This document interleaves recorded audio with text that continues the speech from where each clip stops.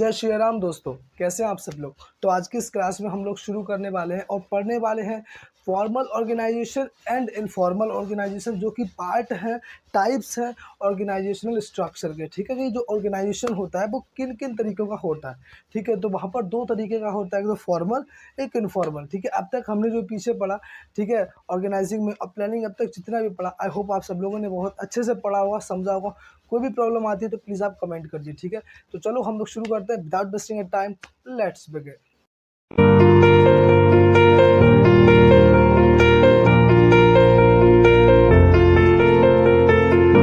तो हम लोग पढ़ते हैं कि फॉर्मल ऑर्गेनाइजेशन क्या है। ठीक है, टाइप्स ऑफ ऑर्गेनाइजेशन में फर्स्ट हम लोग पहले पढ़ने वाले हैं फॉर्मल ऑर्गेनाइजेशन, फिर इनफॉर्मल। तो आप ऐसा समझ लो कि फॉर्मल ऑर्गेनाइजेशन जो है वो एक ऑफिशियली जैसे बात करें फॉर्मली क्रिएटेड होता है। ठीक है, लेकिन इनफॉर्मल जैसे हम बात कर लें हमारे दोस्त, हमारे पर्सनल रिलेशंस जो हो गए, ठीक है, वो इनफॉर्मल में आ जाते हैं। ठीक है, फॉर्मल एक जो क्रिएट किया गया है और जो एक पैटर्न है जिसको आप उसी को ही फॉलो करना है। ठीक है, जैसे हम बात करें हमारे स्कूल्स में जब हमारा एडमिशन होता है, ठीक है, या किसी क्लास में हम जाते हैं, जैसे आप अभी 12th क्लास में, आगे आप जिस भी ग्रेजुएशन में जाएंगे, आप बीबीए करेंगे या बीकॉम करेंगे, आप जो भी करेंगे, ठीक है, तो आप पहले वहाँ पे जाएंगे तो आपको जो टीचर्स है वो वहाँ पे एक फॉर्मल स्ट्रक्चर है। ठीक है, कि आपके जो टीचर्स हैं वो आपको पढ़ाएंगे, आप उनसे पढ़ाई करेंगे। ठीक है, वो आपके टीचर्स हैं, ठीक है, लेक्चरार हैं, आप उनके स्टूडेंट हैं, आप पढ़ाई करेंगे। जो भी वहाँ के आपके क्लासमेट्स हैं, ठीक है, वो आपको नहीं जानते, आप उनको नहीं जानते, बस हाँ एक क्लासमेट्स हैं, तो वैसा रिलेशन रहेगा। लेकिन जब धीरे धीरे, तो उसी को बोलते हैं फॉर्मल ऑर्गेनाइजेशन, फॉर्मल स्ट्रक्चर। ठीक है, लेकिन जब धीरे धीरे हम लोग साथ गुजारेंगे, समय गुजारेंगे एक साथ, ठीक है, टीचर्स के साथ, तो हमारी दोस्ती हो जाती है ना। जैसे 12th क्लास में आप आए थे तो अभी आपके दोस्त उतने अच्छे नहीं थे, ठीक है, टीचर्स नए नए आप बने तो मतलब उतना अच्छा रिलेशन नहीं था। लेकिन जब आप पढ़े, उनके साथ बैठे, अपना समय आपने स्पेंड किया, तो आपके दोस्त बने। ठीक है, तो वो पहले जो था कि जब हम जानते नहीं थे, टीचर हमको पढ़ाते थे, हम पढ़ते थे, बस इतना ही हमारा था लेन देन जो भी था, ठीक है, रिलेशन। बट अब वो हमारे दोस्त बन चुके हैं, टीचर भी दोस्त बन जाते हैं ना। जैसे हर क्लास में टीचर कोई ना किसी बच्चे के टीचर जो है वो दोस्त होते हैं। तो वहाँ पर एक जो है वो बाद में जब हम लोग रहते हैं, दोस्ती हो जाती है, तो वो एक इनफॉर्मल स्ट्रक्चर आ जाता है, तो वही बोला जाता है जिसमें कि हमारे पर्सनल रिलेशंस आ जाते हैं। ठीक है, तो फॉर्मल ऑर्गेनाइजेशन क्या होता है? It is a planned structure, कि ये एक प्लान्ड किया हुआ स्ट्रक्चर बनाया जाता है विच रिप्रेजेंट, जो कि रिप्रेजेंट करता है officially established pattern of relationship, जिसमें एक ऑफिशियली जो रिलेशनशिप का पैटर्न है वो बनाया जाता है। इंडिविजुअल्स, पर्सन्स, पीपल्स के बीच, ग्रुप्स बनाए जाते हैं, सेक्शंस के बीच, ठीक है, यूनिट्स के बीच, departments and division, so as to accomplish the goals of enterprise. जो भी एक बिजनेस में लोग काम कर रहे हैं, जैसे पर्टिकुलर, जैसे हम बात करें प्रोडक्शन डिपार्टमेंट की, ठीक है, तो प्रोडक्शन डिपार्टमेंट में जितने भी लोग काम करते हैं, ग्रुप्स होंगे, सेक्शंस भी होंगे, यूनिट्स भी होंगे, और डिपार्टमेंट तो है ही वो, ठीक है, और इंडिविजुअल्स वहाँ पर हैं। तो उन सब के बीच एक ऐसा रिलेशनशिप बनाया गया है, ठीक है, जो भी टॉप लेवल है उन्होंने, कि सब लोग एक कोऑर्डिनेशन, कोऑपरेशन के साथ सही से काम कर पाए। ठीक है, और हमारा जो गोल है, हमारा ऑर्गेनाइजेशन का जो गोल है, ठीक है, प्रोडक्शन डिपार्टमेंट का जो गोल है कि हमें इतना जो है क्वालिटी चाहिए और ये चीज़ें चाहिए, तो वो हमें अचीव हो पाए। ठीक है, तो उसके लिए फॉर्मल ऑर्गेनाइजेशन वही होता है कि बस हमें अपने काम से काम है, हमें जो भी ऑर्डर्स मिले हमको वो काम पूरे कर रहे हैं। ठीक है, तो ये है एक फॉर्मल ऑर्गेनाइजेशन। फॉर्मल ऑर्गेनाइजेशन में आता है duties, job descriptions, position and guides. ठीक है, formal rules, policies, work procedures, similar devices adopted by management to guide employee behavior in certain based within the structure of formal relationship। आप ऐसे समझ लो, formal एक क्या है और इनफॉर्मल में जैसे हमारी दोस्ती है। ठीक है, फॉर्मल में हम अजनबी हैं, बस हमें जितना ऑर्डर मिला है, ठीक है, वही हम काम करते हैं। इनफॉर्मल में हमारे दोस्त, उनके बीच ना ही पॉलिसीज़ होती है, ना ही कोई रूल्स है, ना कोई प्रोसीजर है, ना कोई ड्यूटीज़ है। बस हम अपने एक रिलेशनशिप में एक अच्छे बिहेवियर और अपनी एक अच्छे ब्रदरहुड से उनके साथ काम करते हैं। ठीक है, दोस्त ने कह लिया यार तू ये कर ले, मैं ये कर लेता हूँ, ठीक है, बढ़िया। वो बोल रहा भाई यार मुझे ये पसंद नहीं है, मैं ये कर नहीं पाऊँगा, तुम ये कर लो, तो मैं ऐसा काम कर लेता हूँ, मेरे लिए ठीक है, या तुम ही आज कर लो, मुझे नहीं करना। ठीक है, तो वो वहाँ पे एक इनफॉर्मल इन्वायरमेंट है, ठीक है ना। बट फॉर्मल इन्वायरमेंट में क्या है कि आपको जो भी ऑर्डर्स मिले हैं टॉप लेवल से, वो आपको काम करना पड़ेगा, ठीक है। वहाँ पर एक वैसा क्रिएट किया गया है पूरा एक इन्वायरमेंट, एक सिस्टम जो आपको उसके अंदर रहना पड़ेगा और वैसा काम करना पड़ेगा, ठीक है। तो ये फॉर्मल है और इनफॉर्मल में हम समझ जाते हैं, पर्सनल रिलेशंस आ जाते हैं, ठीक है। तो फॉर्मल में क्या है, सिर्फ एक प्लान्ड स्ट्रक्चर है जो कि बनाया गया है लोगों के लिए, जिससे कि अपने गोल को अचीव करने के लिए सही से काम कर पाए, ठीक है। अब कुछ फीचर्स भी हैं, और वही बात, डेलिब्रेटली क्रिएटेड स्ट्रक्चर। पहली बात तो ये क्रिएट किया गया स्ट्रक्चर कि लोग ऐसे माहौल में आके काम करें, कि आपके स्कूल में ऐसा क्रिएट किया गया है स्ट्रक्चर कि कौन कौन टीचर किस किस टाइम किस किस बच्चों, मतलब कौन कौन सी क्लास को पढ़ाएगा, ठीक है, कैसे उसके रिलेशन से रहेंगे, क्या क्या चीज़ें रहेंगी। ऐसा बनाया गया है कि अगर कोई टीचर्स को कोई प्रॉब्लम आती है तो वो आके प्रिंसिपल सर को बताएं, ऐसा नहीं है कि वो बच्चों को बता रहे हैं। तो वहाँ पर बनाया गया है। लेकिन इनफॉर्मल जब हो जाता है तो टीचर्स और बच्चों की दोस्ती हो जाती है, तो आपस में चलता है, ठीक है। तो वहाँ पर एक क्रिएट किया गया स्ट्रक्चर जिसको फॉलो करना बहुत ज़रूरी है, ठीक। सेकेंड है जॉब ओरिएंटेड प्रोसेस, कि फॉर्मल ऑर्गेनाइजेशन में जो है वो जॉब पर फोकस किया जाता है, लोगों पे फोकस नहीं किया जाता। जो आपकी जॉब है, जो आपका काम है, आपको उस पर फोकस करा जाता है कि आपका जो काम है वो सही से हो रहा है कि नहीं हो रहा है, वो चेक करना, और काम के लिए आपको मोटिवेट करना कि जो गोल है वो हमारा अचीव हो जाए, ठीक है। सो गोल ओरिएंटेड प्रोसेस भी है कि गोल को अचीव करने के लिए इस पर फोकस किया जाता है। फिर unity of command, unity of command जो है वो वहाँ पे फॉलो हो रहा है, ठीक है। यानी कि हर एक सबऑर्डिनेट के ऊपर सिर्फ एक ही सुपरवाइजर जो होता है, जैसे हमने पढ़ा था ना प्रिंसिपल्स ऑफ मैनेजमेंट में, हेनरी फ्योल, जिन्होंने बोला था कि यूनिटी ऑफ कमांड वहाँ पर रहना चाहिए, ठीक है। तो यूनिटी ऑफ कमांड का मतलब क्या है कि वन हेड वन बॉस, एक इंसान के ऊपर एक बॉस होना चाहिए जो उसको ऑर्डर करे। ऐसा नहीं है कि एक सबऑर्डिनेट या एक वर्कर के ऊपर बहुत सारे उनके सुपरवाइजर्स जो हैं, उनके सुपीरियर्स जो हैं, उनको लाइक ऑर्डर दे रहे हैं, कमांड दे रहे हैं कि ये करो, वो कह रहा है वो करो। तो वो जो वर्कर है वो कंफ्यूज हो जाएगा, उसको समझ में नहीं आएगा मुझे करना किसका चाहिए, क्या काम ठीक है क्या नहीं ठीक है, किसका मुझे पहले करना चाहिए, जिससे कि डिस्प्यूट होने के चांसेस रहते हैं। लेकिन फॉर्मल ऑर्गेनाइजेशन में क्या यूनिटी ऑफ कमांड फॉलो हो रहा है, ठीक है। दूसरा स्केलर चेन फॉलो हो रहा है। स्केलर चेन का मतलब क्या है कि ए को अगर बी इसको कुछ बताना है, ठीक है, ये ए है ये एफ है, अब ए को कुछ एफ को बताना है, तो इसके बीच में आने वाले बी सी डी ई, इन सबको एक एक करके बताना पड़ेगा, तब जाके बात एफ तक पहुंचेगी। फिर एफ जो है उसको कोई भी फीडबैक जो भी रिस्पॉन्स देना है, वो ए को कैसे बताएगा, पहले इसको बताएगा फिर इसको, तब ऐसे आएगा। मतलब एक पर्टिकुलर चेन में जो इन्फॉर्मेशन है, आइडियाज़ हैं, वो सब वहाँ पर फ्लो करते हैं, ठीक है। फिर delegation of authority from top to bottom, वही बात की है कि टॉप से बॉटम यानी कि ऊपर से नीचे, ठीक है, ऊपर से नीचे की तरफ इसमें जो भी अथॉरिटीज़ हैं, रिस्पॉन्सिबिलिटीज़ हैं, वो दी जाती हैं। टॉप लेवल ने पहले प्लान किया, उसने जो भी पॉलिसीज़ प्रोसीजर्स बनाए, ऑब्जेक्टिव्स, उनसे रिलेटेड जो भी ड्यूटीज़ हैं, वो रिस्पॉन्सिबिलिटीज़ है, वो सारी कुछ उन्होंने मिडिल लेवल को दी। मिडिल लेवल ने जो भी है अपने मैनेजर्स, यानी कि जो भी प्रोडक्शन मैनेजर, सेल मैनेजर, जो भी उनके पर्टिकुलर डिपार्टमेंट्स हैं, उन सभी को दी। फिर उन सब ने अपने अपने फॉरमैन्स और जो भी सुपरवाइजर्स हैं, सुपरिंटेंडेंट्स हैं, उन सभी को उन लोगों ने रिस्पॉन्सिबिलिटीज़ और अथॉरिटीज़ दी कि तुमको ये काम करना है, ठीक है। अकाउंटेबिलिटी दी कि तुम इस चीज़ के लिए अकाउंटेबल हो, ठीक है। फिर उन लोगों ने एक रियल में काम करवाया वर्कर्स से। तो अब देख लेते हैं क्या फ़ायदा है क्या नुकसान है फॉर्मल ऑर्गेनाइजेशन के, ठीक है। कि पहली बात है बेस्ट यूज़ ऑफ रिसोर्सेज, यानी कि एक जो फॉर्मल ऑर्गेनाइजेशन है उसमें हम अपने रिसोर्सेज को बहुत ही अच्छे से यूज कर सकते हैं, बेस्ट यूज कर सकते हैं। यानी कि जो भी काम है वो हर एक छोटे छोटे पार्ट्स में डिवाइड किया गया है लोगों को, ठीक है, जो कि वो अच्छे से कर सकते हैं और कर रहे हैं। क्वालिटी ऑफ वर्क वहाँ पर है, ठीक है।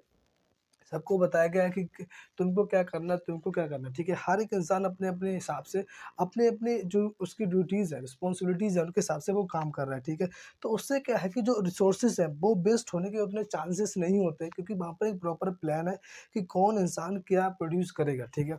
तो रिसोर्सेज है वो बहुत अच्छे से यूज़ वहाँ पर होते हैं, क्योंकि हर एक चीज़ प्रॉपर प्लान्ड है और उसी के अकॉर्डिंग उनको जो रिस्पॉन्सिबिलिटीज़ है वो दी गई हैं, according to their work, according to their skill, ठीक है।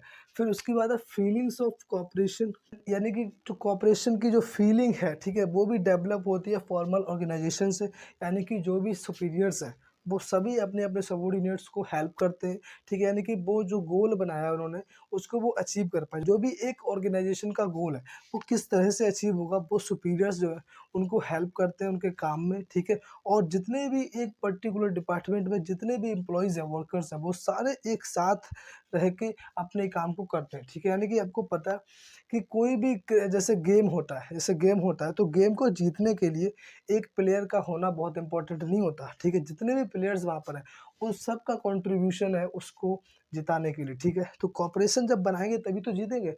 अब एक बंदा तो कोई जिता नहीं सकता, ठीक है। तो गोल को अचीव करने के लिए कॉर्पोरेशन जो है चाहिए, और वो है फॉर्मल ऑर्गेनाइजेशन से आता है। फिर नो डुप्लीकेशन ऑफ वर्क, जो काम का कोई डुप्लीकेशन ही नहीं होता, क्योंकि यार हर एक काम डिवीज़न ऑफ जो वर्क है वो सबको दिया गया है, ठीक है। हर एक छोटे-छोटे डिपार्टमेंट्स में छोटे-छोटे कामों को सभी इंसानों को दिया गया है, जो भी उनकी स्किल है, इंटरेस्ट है, नॉलेज है उसके हिसाब से, ठीक है।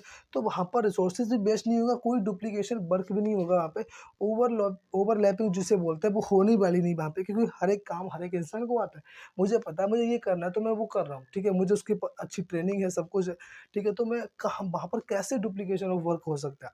ना ही रिसोर्सेज का वेस्टेज होगा। फिर हेल्पफुल इन अचीविंग ऑब्जेक्टिव, वो तो पढ़ ही लिया कि हमारा जो गोल है उसको अचीव कराने में हेल्प करता है, क्योंकि जब हम अपने रिसोर्सेज को अच्छे से यूज़ करते हैं, कॉपरेशन रखते हैं, फिर डुप्लीकेशन ऑफ वर्क वहाँ पर नहीं होता, तो जो गोल है वो तो अचीव होने वाला ही है। फिर स्पेशलाइजेशन, स्पेशलाइजेशन का मतलब क्या है, जैसे हमने पढ़ा था ना हेनरी फील्ड में, डिवीज़न ऑफ वर्क, यानी कि जो काम है वो डिवाइड किया है उन्होंने according to interest, skill, knowledge, capacity, ability, ठीक है। यानी कि जो भी एक वर्कर की स्पेशलिटी है उसके हिसाब से उसको वो काम दो। किसी को प्रोडक्शन अच्छे से आता है तो उसको प्रोडक्शन का काम दो, किसी को सेल करना बहुत अच्छे से आता है उसको सेल्स का काम दो, किसी को प्रमोशन करना बहुत अच्छे से आता है, एडवर्टाइजिंग करना बहुत अच्छे से आता है तो उसको मार्केटिंग का काम दो, ठीक है। तो वो आता है डिवीज़न ऑफ वर्क में। अब जब सारा कुछ काम जो है इंटरेस्ट स्किल के हिसाब से दिया जाएगा तो स्पेशलाइजेशन तो आएगा, ठीक है ना भाई।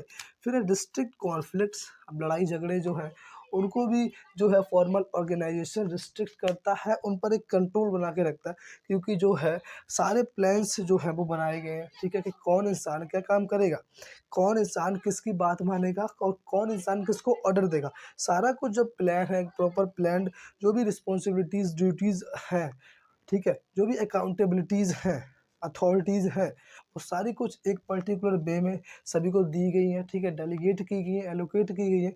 तो वहाँ पर लड़ाई झगड़े के चांसेस नहीं होते, कि मुझे पता है भाई मेरा बॉस है, मेरे को तो बात माननी पड़ेगी इसकी, अब मैं इससे लड़ाई थोड़ी ना करूँगा। और मुझे पता है कि कौन मेरे को रिस्पॉन्स देगा, किसे मैं रिस्पॉन्स दूँगा, तो लड़ाई झगड़े के चांसेस वहाँ पर कम होते हैं। फिर सिस्टमैटिक ऑर्डर ऑफ वर्क, और जो काम है वो भी एक सिस्टमैटिक ऑर्डर में चल रहा होता है, क्योंकि स्केलर चेन जो है वो फॉलो होता है वहाँ पे, यूनिटी ऑफ कमांड भी वहाँ पर है, तो इसलिए। फिर डीमेरिट्स, अब नुकसान क्या है, तो हर एक चीज़ के फायदे नुकसान दोनों होते हैं। अब आता है डीमेरिट्स कि नुकसान इसके क्या है, तो नुकसान है कि delays in action. Delays in action का मतलब क्या है कि कभी कभी फॉर्मल ऑर्गेनाइजेशन में कि डिले हो जाता है, कि कोई एक्शन लेना है अगर उनको तो वो जल्दी नहीं ले पाते, ठीक है ना।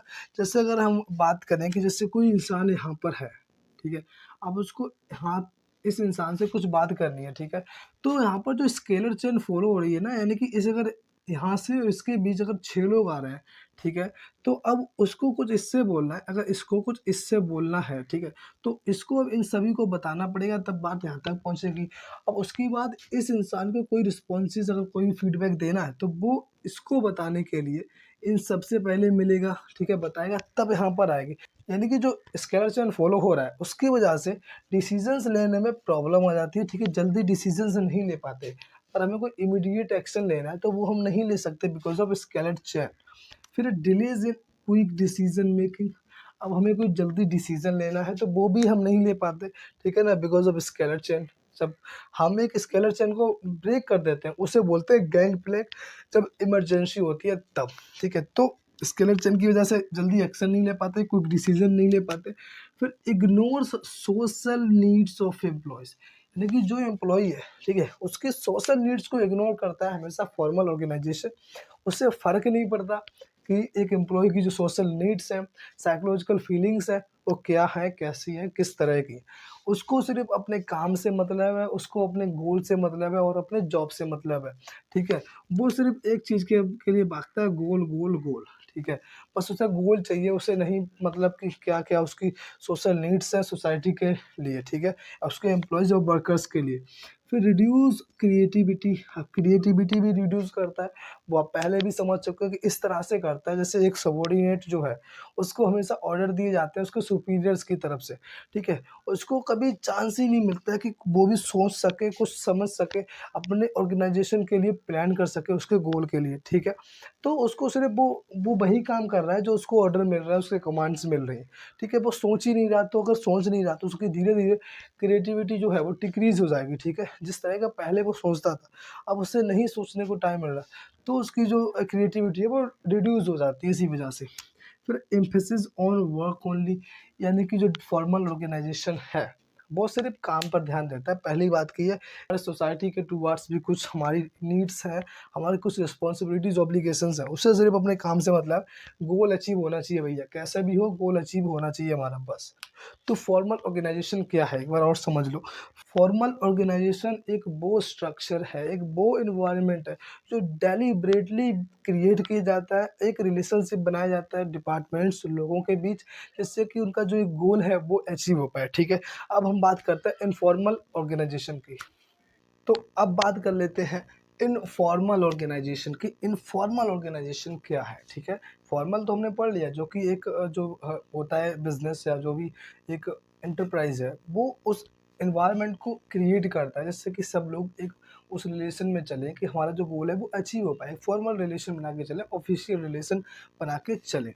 अब इनफॉर्मल में क्या है, तो देखो informal refers to the relationship between individuals in the organization based on interest, कि वो रिलेशन ऑर्गेनाइजेशन में जो बेस्ड होता है इंटरेस्ट पे, पर्सनल एटीट्यूड्स हो गए, इमोशंस हो गए, प्रेजुडिसेस लाइक डिसलाइक्स, ठीक है, physical location, similarity of work, यानी कि इनफॉर्मल ऑर्गेनाइजेशन में वो रिलेशंस आ जाते हैं जिससे कि हमारा एक एक पर्सनल उनके साथ हमारा रिलेशन होता है, इंटरेस्ट हो गया, हम उसे पसंद करते हैं या वो हमारे एरिए का है, हमारे आस पड़ोस का है, हमारा दोस्त है, ठीक है, हम दोनों का काम करने का तरीका सेम है, तो हम दोनों आपस में अच्छे से बात कर लेते हैं और अपना एक बिहेवियर, अपना एक अच्छा रिलेशन बना के चलते हैं।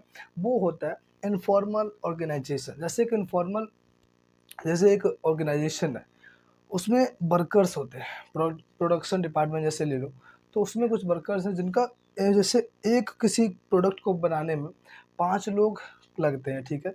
तो उन पाँचों का काम एक ही तो है कि उस प्रोडक्ट को बनाना है, पूरा वर्क उनका एक ही, तो सिमिलर वर्क है, तो वो पाँचों आपस में दोस्त बन जाते हैं, कहते हैं चलो हम सब एक साथ काम करेंगे और इस प्रोडक्ट को बनाएँगे। तो उनमें दोस्ती है क्योंकि उनके जो इंटरेस्ट है वो एक है, उनके सिमिलरिटी ऑफ वर्क है, वो एक-दूसरे को पसंद करते हैं, उनके जो एटीट्यूड्स, बिहेवियर हैं वो आपस में मैच होते हैं, तो वो एक कहता क्या कहा जाता है इनफॉर्मल स्ट्रक्चर, जिसे बोलते हैं इनफॉर्मल ऑर्गेनाइजेशन जो है, इनफॉर्मल एनवायरनमेंट जो है वो वहाँ पर क्रिएट हो जाता है, ठीक है ना? It originates from within the formal organization because of personal interactions among employees, ठीक है?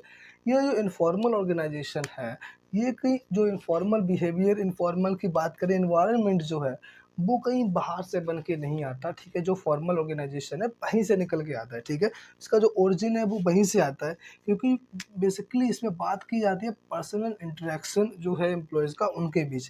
जैसे हमारा स्कूल है, हमने उसमें एडमिशन लिया, फर्स्ट टाइम हम लोग पढ़ने गए, हम लोग नहीं जानते कि कौन क्या है स्टूडेंट, हम बस पढ़ रहे हैं, ठीक है? हमारे टीचर्स हमको पढ़ा रहे हैं, हम पढ़ रहे हैं, ठीक है? हमारे दोस्त जो है क्लासमेट्स वो सब बैठे हैं, हम नहीं जानते, वो एक फॉर्मली स्ट्रक्चर है, फॉर्मल ऑर्गेनाइजेशन वहाँ पर है, जो बनाया गया है, ठीक है? टॉप लेवल के द्वारा, कि सब बच्चे आएँगे, पढ़ेंगे, टीचर्स पढ़ाएँगे, बस।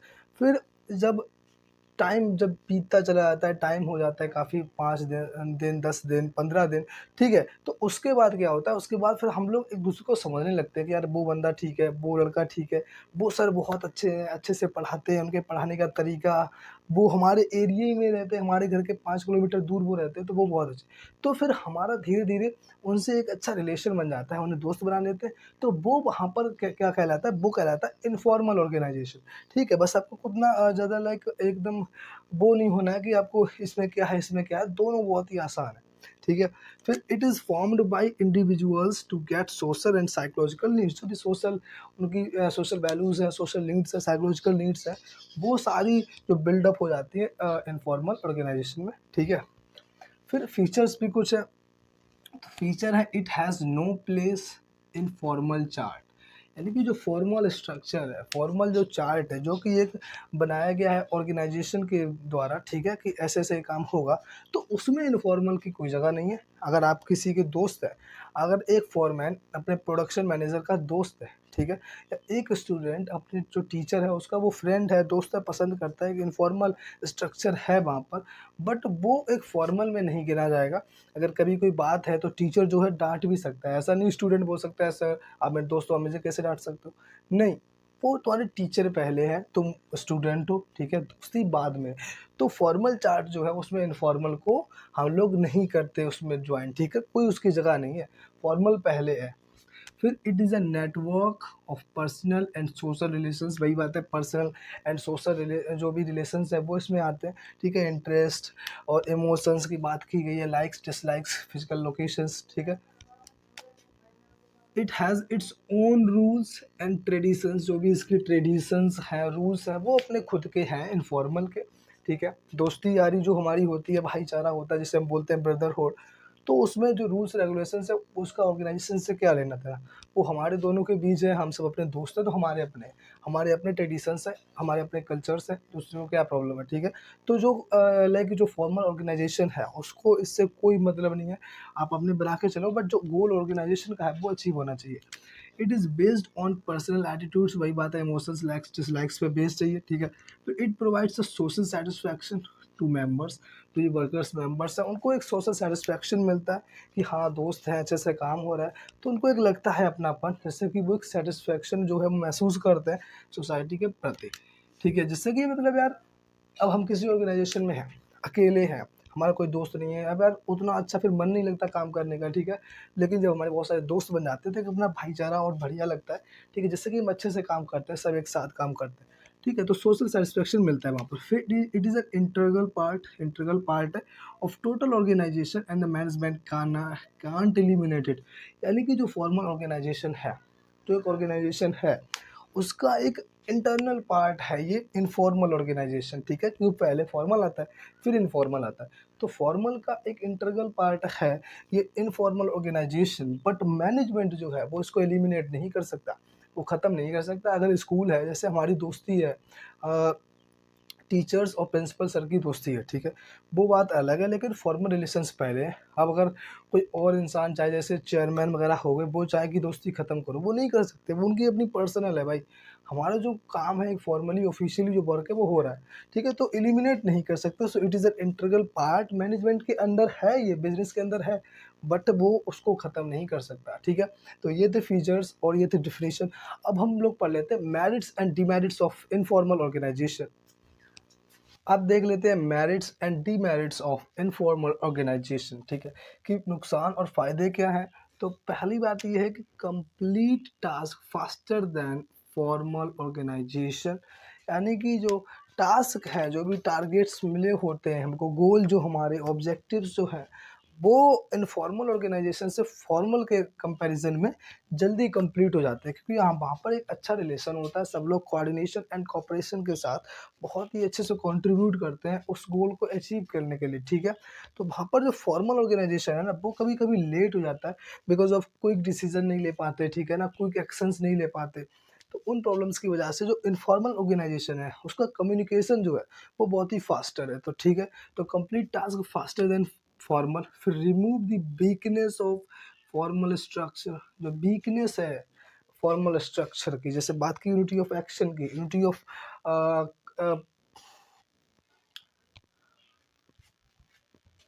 यानी कि जो वीकनेस है फॉर्मल स्ट्रक्चर्स की, जैसे स्केलर चेंज हो गया, यूनिटी ऑफ कमांड हो गई, ठीक है, तो उसको वो लोग ख़त्म कर देते हैं इनफॉर्मल में, जिससे कि वो जल्दी से जल्दी हर काम को करते हैं, क्विक डिसीजंस ले सकते हैं, क्विक एक्शंस ले सकते हैं। जो भी वीकनेस है, जो भी लिमिटेशंस अगर हम बात करें फॉर्मल की, तो वो उसको ख़त्म कर देता है, ठीक है। यानी कि ऐसा आप समझ लो कि जो डिमेरिट्स हैं फॉर्मल के, उसको आप इनफॉर्मल के मेरिट्स में डाल दो और जो उसके मेरिट्स है वो उसको डीमेरिट्स में डाल दो, ठीक है।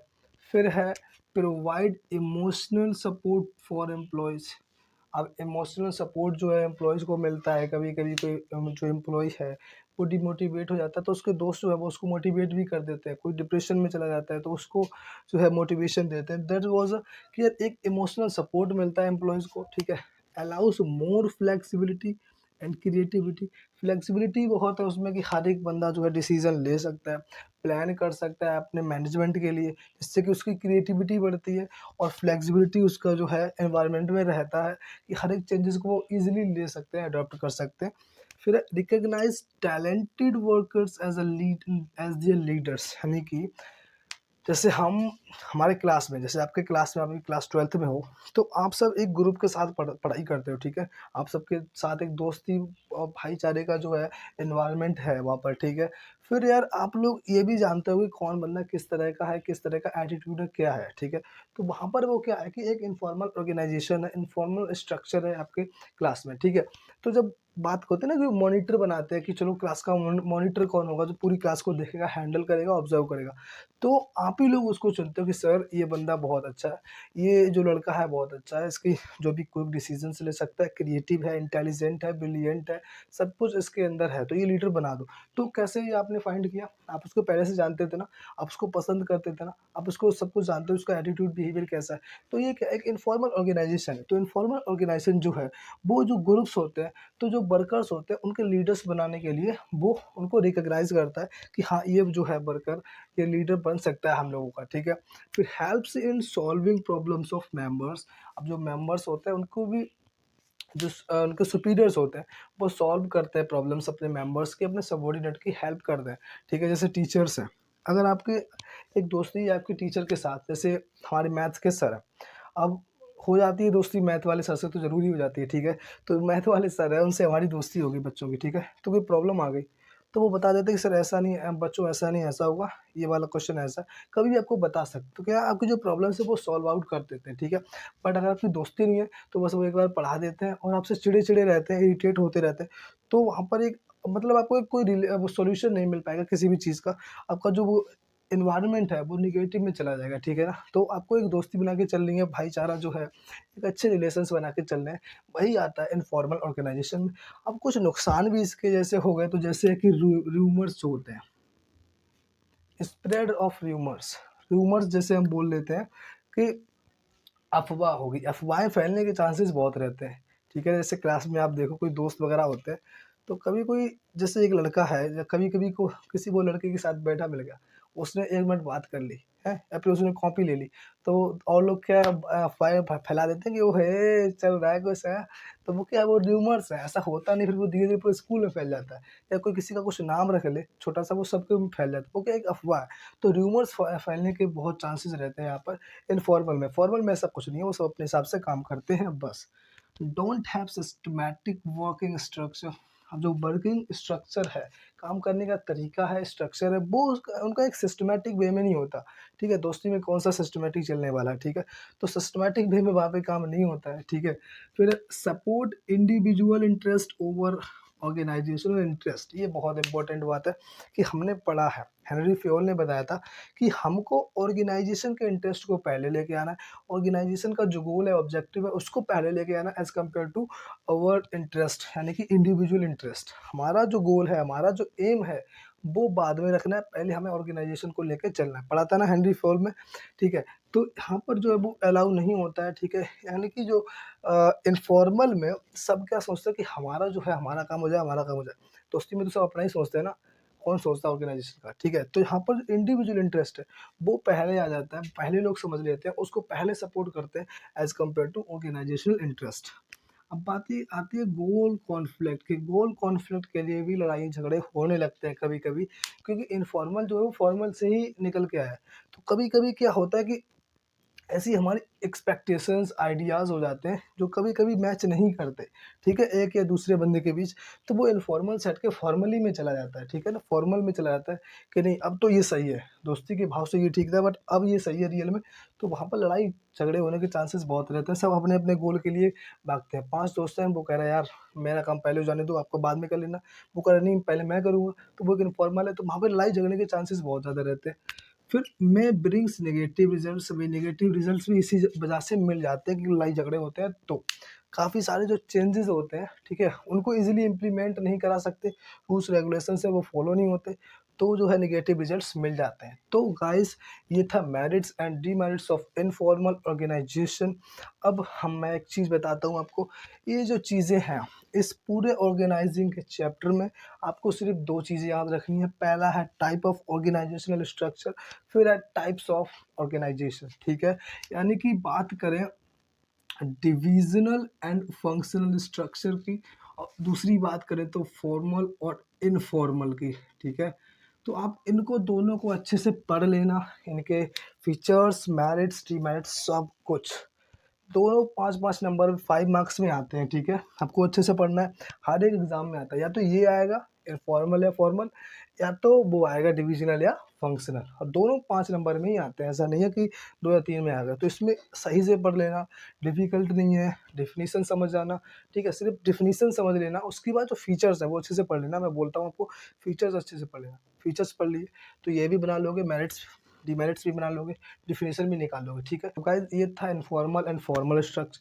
अब हम अपनी इस क्लास को इधर ही फिनिश करते हैं। उसके बाद हम एक जो नेक्स्ट क्लास और कर लेंगे, उसमें हम पढ़ लेंगे कुछ डेलीगेशंस ऑफ रिस्पॉन्सिबिलिटीज़ और अथॉरिटीज़ और अकाउंटेबिलिटी के बारे में, ठीक है।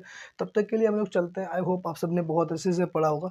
एक क्लास और लगेगी और इस चैप्टर को फिनिश करेंगे और बढ़ेंगे स्टाफिंग की तरफ, ठीक है। तो इसको अच्छे से पढ़ लेना, समझ लेना। कोई भी दिक्कत अगर आती है तो प्लीज़ आप कमेंट ज़रूर करना, ठीक है। और क्लास अगर अच्छी लगी हो तो लाइक भी कर देना, चैनल को भी सब्सक्राइब कर लेना, जिससे कि हमारी जो भी नोटिफिकेशंस, क्लासेस और अपडेट्स हैं वो सब आपको मिलती रहे, ठीक है, टाइम टू टाइम। तब तक के लिए चलते हैं। Keep study, take care of yourself and जय श्री राम।